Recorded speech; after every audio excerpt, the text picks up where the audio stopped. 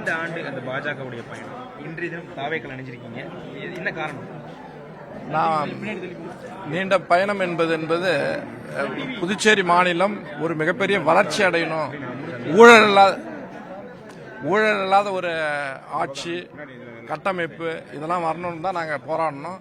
அந்த 30 ஆண்டு காலத்தில் என்னுடைய தலைமையில் இருக்கும்போது ஆட்சி வந்தது. ஆட்சி வந்ததை தவிர ஆட்சி தான் மாறிச்சே தவிர ஆட்கள் பழைய ஆட்களே தான் புதுச்சேரி மாநிலம் ஒரு ஊழல் மாநிலமாக இன்னைக்கு இருக்குது. இதை இப்போ நாம் இப்போ தாவேகா ஒரு தொலைநோக்கு பார்வையால் ஈர்க்கப்பட்டு இன்னைக்கு எண்ணற்ற இளைஞர்கள் பாண்டிச்சேரியில் பார்த்தீங்க அப்படின்னா 10 பேரில் 8 பேர் தாவேகானுடைய இதை ஆதரிக்கிறாங்க. ஏன் ஆதரிக்கிறாங்கன்னா இப்போ அதாவது இன்னைக்கு ஒரு புதிய மாற்றம் வேணும், ஊழல் இல்லாத அரசாங்கம் வேணும், இளைஞர்களுக்கு வாய்ப்பு கொடுக்கக்கூடிய ஒரு கட்சி வேணுன்றதுனால இதை தேர்ந்தெடுக்கிறாங்க. அந்த அடிப்படையில் புதுச்சேரி மாநிலத்தில் ஒரு நல்ல அரசாங்கம் வரணுன்றதுனால ஜாயின் பண்ணிடுறாங்க. இல்லை, நீங்கள் இருக்கும்போது தான் ஆட்சி வந்தது அப்படின்னு சொல்கிறீங்க. ஆனால் உங்களுக்கு ஏன் அந்த ஒரு தகுந்த பதவியை பாஜக வழங்கலை, என்ன காரணம்? நான் கேட்கவும் இல்லை, அதை பற்றி போராடவும் இல்லை. ஃபுல்லாகவே அதாவது ஒரு கட்சியில் இருக்கும்போது இன்றைக்கி கூட ஜாயின் பண்ணிடுறோம். 2 விதமாக இருக்குது. பதவிக்காக கட்சிக்கு வரவங்க நிறைய பேர், இப்போ அதாவது மக்களுக்காக கட்சிக்கு வரவங்க நிறைய பேர். நான் இருக்கும்போது 2 MP இருந்தாங்க, ஆட்சிக்கு வரும்னே தெரியாது. கொள்கையால் ஈர்க்கப்பட்டு வந்தோம். இன்றைக்கி இங்கே கொள்கையால் ஈர்க்கப்பட்டு மறுபடியும் வந்துடுறோம். விஜய் சந்திச்சிங்களா, என்ன சொல்லியிருந்தாரு?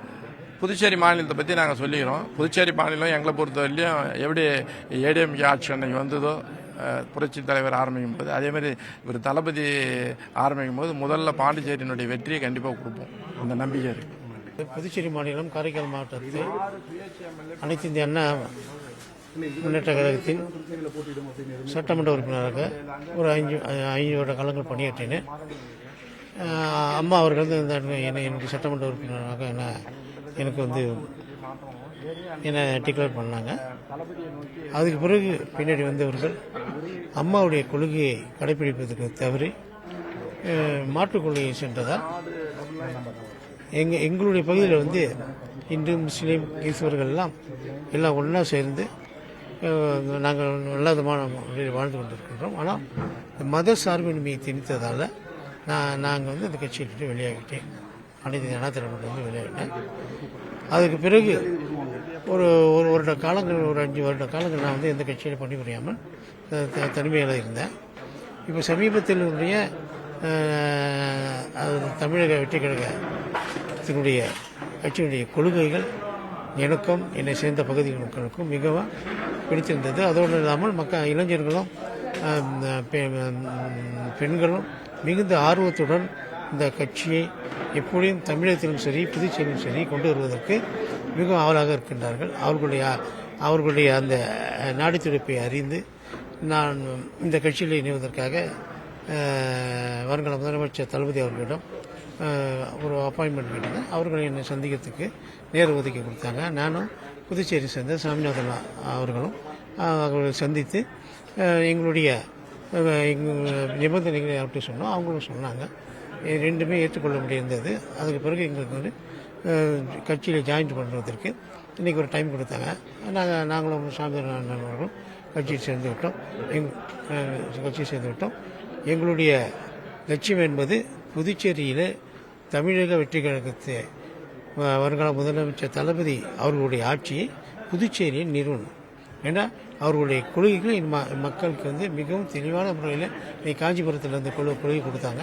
அது மக்களுக்கு மிகவும் ஏற்ற கொள்கையாக இருப்பதால் நாங்கள் ஜாயின் பண்ணிட்டோம். இனிமேல் தளபதியுடைய ஆட்சியை புதுச்சேரியில் அமைப்பதான் எங்களுக்கு கடமையாகும். டிசம்பர் 5ஆம் தேதி புதுச்சேரிக்கு அவர் வர்றதுக்காக மனு கொடுத்துருக்காங்க. ஆமாம். எப்படி இருக்கும் மக்களுடைய வரவேற்பு? அதாவது புதுச்சேரியில் மக்களுடைய மனநிலை எப்படி இருக்கு தாவேகாவை பற்றி?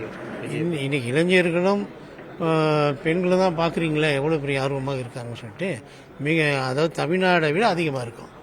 ஏன்னா ரசிகர்கள் உங்களுக்கு புதுச்சேரியில் தான் அதிகம் இருக்கும். இப்போ அவர்களும் நாங்களும் சேர்ந்தபோது ஒரு மிக பிரமாண்டமான ஒரு மக்கள் சந்திப்பை தளபதி அவர்கள் சந்திப்பார்கள். அதிமுகல இருந்து நீங்க வெளியேறினதுக்கு அப்புறமா உங்களுக்கு திமுக மாதிரி நிறைய வந்தது இருந்திருக்கும். உங்களுக்கு யாராவது தொடர்பு பண்ணாங்களா? ஏன் தாவேகா வச்சு? அதுதான் சொன்னேன். தாவேகாவுடைய மத சார்பின்மை கட்சி. 2வது அவங்களுடைய கொள்கைகள் எங்களுக்கு ரொம்ப பிடிக்கும்.